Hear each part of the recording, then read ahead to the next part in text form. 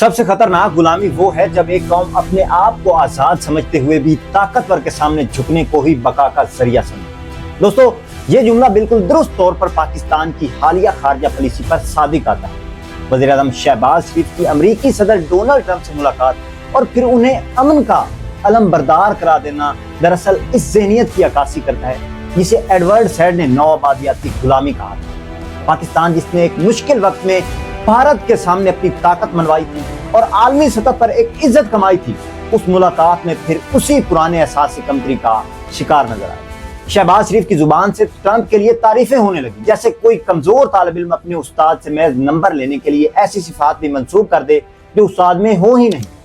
اعلامیے کے مطابق یہ ملاقات نہایت خوشگوار ماحول میں ہوئی۔ شہباز شریف نے امریکی صدر کی قیادت کو سراہا اور کہا کہ انہوں نے پاکستان اور بھارت کے درمیان ممکنہ جنگ کو روک کر دنیا کو بڑے بحران سے بچایا۔ انہوں نے امریکی سرمایہ کاروں کو پاکستان آنے کی دعوت بھی دی، معدنیات، توانائی اور آئی ٹی سمیت ہر شعبے میں سہولتیں دینے کی پیشکش کی، انسداد دہشت گردی میں مزید تعاون کا عندیہ دیا اور آخر میں صدر ٹرمپ کو پاکستان کے دورے کی دعوت بھی دے ڈالی۔ یہ بات کر رہے ہیں ہم شہباز شریف کے حالیہ دورے کی جو انہوں نے امریکہ جا کر کیا، ٹرمپ صاحب سے ملاقات کی۔ بظاہر یہ سب ایک عام سفارتی ملاقات کی رداد ہے، مگر اگر باریک بینی سے دیکھا جائے تو اس ملاقات نے کئی بنیادی سوالات کھڑے کر دیے ہیں۔ کیا واقعی ٹرمپ امن کے علم بردار ہیں؟ دنیا کی تاریخ اور ان کے دور صدارت کے ریکارڈ پر نظر ڈالیں تو معاملہ اس کے بالکل برعکس دکھائی دیتا ہے۔ یہی ٹرمپ تھے جنہوں نے فلسطین کے مسئلے پر ہر قرارداد کو ویٹو کیا، جو اسرائیل کے ہر قدم کی پشت پناہی کرتے ہیں، جو یورپ تک کو دھمکاتے ہیں کہ اگر اسرائیل کے خلاف کوئی اقدام کیا تو سخت نتائج بھگتنا ہو۔ یہی ٹرمپ ہیں جنہوں نے مشرق وسطیٰ میں مزید آگ بھڑکائی، ایران کے ساتھ کشیدگی بڑھائی اور افغانستان میں امن کے نام پر جنگ کو تول دیا۔ یہ ریکارڈ بتاتا ہے کہ انہیں امن سے زیادہ طاقت کے مظاہرے اور امریکی بالادستی کو قائم رکھنے کی فکر ہے۔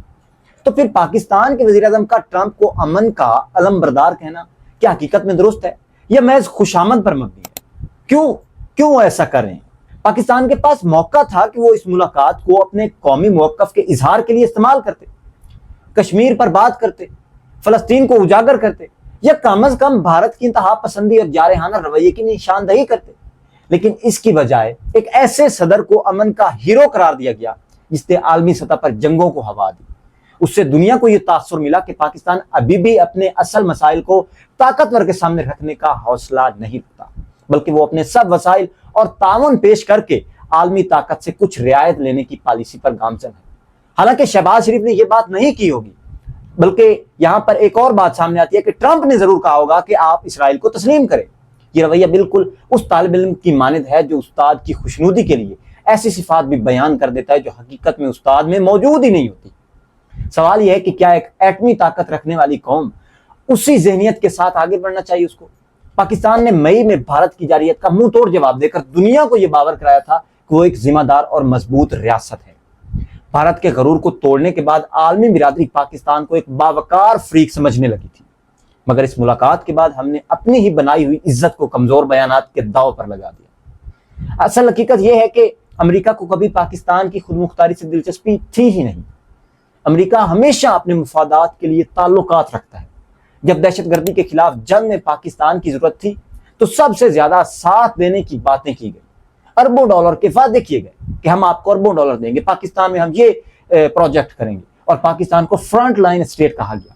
لیکن جیسے ہی مفاد ختم ہوا وہی پاکستان ڈو مور کے مطالبات کی زد میں آ گیا۔ یہی امریکہ کا دوہرا رویہ ہے۔ ایک طرف وہ پاکستان کو دہشت گردی کا شکار ملک مانتا ہے، دوسری طرف اسے ذمہ دار ٹھہرا کر ہر ناکامی کا بوجھ بھی اسی پر ڈال دیتا ہے، یعنی ہمارے اوپر، پاکستان پر۔ شہباز شریف کا یہ کہنا کہ ٹرمپ نے پاکستان اور بھارت کے درمیان جنگ کو روکا دراصل اپنی دفاعی قوتوں کی قربانیوں کو فراموش کرنے کے مترادف ہے۔ حقیقت یہ ہے کہ بھارت کو جنگ سے پاکستان نے روکا، ہمارے دفاعی نظام نے، ہماری مسلح افواج کی صلاحیت نے، ہمارے شاہینوں کی جرأت مندانہ کاروائیوں نے۔ امریکہ نے محض بیانات دیے، اصل کام پاکستان نے خود کیا۔ امریکہ تو تب بیچ میں آیا جب اس کو پتہ چلا کہ اب تو انڈیا تباہ ہونے جا رہا ہے، لیکن جب ہم طاقتور کے سامنے جا کر یہ کہہ دیتے ہیں کہ آپ نے یہ سب کچھ کیا تو اس سے دنیا کو یہی پیغام ملتا ہے کہ ہم اپنی کامیابیوں کا سہرا بھی دوسروں کو پہنانے پر مجبور ہیں۔ یہی تھرڈ ورلڈ ممالک کا سب سے بڑا المیہ ہے۔ ایڈورڈ سیڈ نے جس نوآبادیاتی ذہنیت کا ذکر کیا تھا وہ ہمارے ہاں بار بار زندہ ہوتی ہے، ہم آزاد ہیں مگر پھر بھی طاقتور کے سامنے جھکنے کو ہی کامیابی سمجھتے ہیں۔ ہم سمجھتے ہیں کہ اگر امریکہ خوش ہو گیا تو ہمارے قرضے معاف ہو جائیں گے، اگر چین راضی ہو گیا تو ہماری معیشت سنبھل جائے گی، اگر سعودی عرب تعاون کر لے گا تو ہمارے ذخائر بڑھ جائیں گے، ہم مضبوط ہو جائیں گے، جیسے ان کے ہاں سے تیل کے بڑے بڑے ذخائر ہیں ہمارے ہاں بھی ہو جائیں گے۔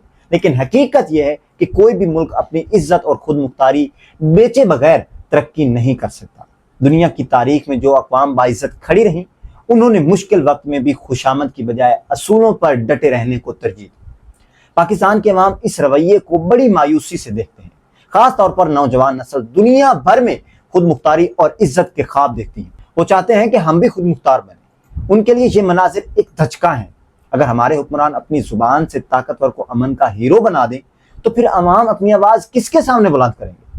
اگر قیادت ہی خوشامد کو خارجہ پالیسی سمجھ لے تو پھر قومی وقار کہاں گیا، کس کے سپرد رہے گا؟ افسوس کی بات یہ ہے کہ ہمارے ہاں ایسے رویوں پر تنقید کو بھی ملک دشمنی کا نام دے دیا جاتا ہے، ان کو سزائیں دی جاتی ہیں، حالانکہ اصل دشمنی یہ ہے کہ آپ طاقتور کے سامنے اپنی عزت بیچ ڈالیں اور قومی مفاد پر سودے بازی کریں۔ ایک زندہ قوم کو چاہیے کہ وہ اپنے موقف پر ڈٹی رہے، چاہے حالات کتنے بھی سخت کیوں نہ ہو، چاہے معیشت کمزور ہو۔ اب سوال یہ ہے کہ آگے کا راستہ کیا ہے؟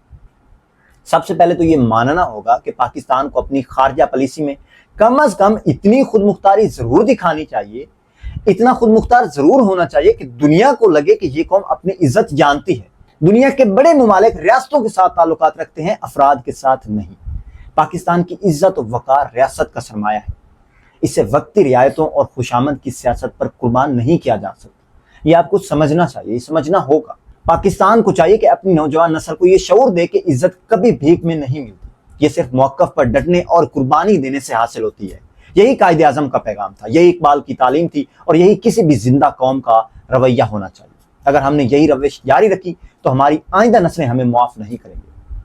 اس ملاقات کا حاصل یہی رہا کہ پاکستان نے امریکہ کو یہ پیغام دیا کہ ہم ہر میدان میں آپ کے ساتھ ہیں، چاہے وہ سرمایہ کاری ہو، عسکری تعاون ہو یا علاقائی سیاست۔ لیکن اس کے بدلے میں ہمیں کیا ملا؟ چند تعریفی جملے اور وعدوں پر مبنی بیانات۔ یہ لمحہ فکریہ ہے۔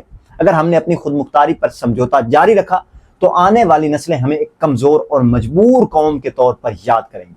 اللہ کرے کہ ہمارے حکمران اس حقیقت کو سمجھیں کہ دنیا میں مقام وہی قومیں بناتی ہیں جو اپنے اصولوں موقف پر ڈٹ جاتی ہیں، ورنہ ایڈورڈ سیڈ کا قول ہمیں بار بار یاد دلاتا رہے گا کہ اصل غلامی وہی ہے جس میں یہ قوم آزاد ہو کر بھی طاقتور کے سامنے جھکنے پر مجبور ہو جائے۔ تو ناظرین، آج کا یہ ولاگ تھا، اجازت دیجیے، اللہ حافظ۔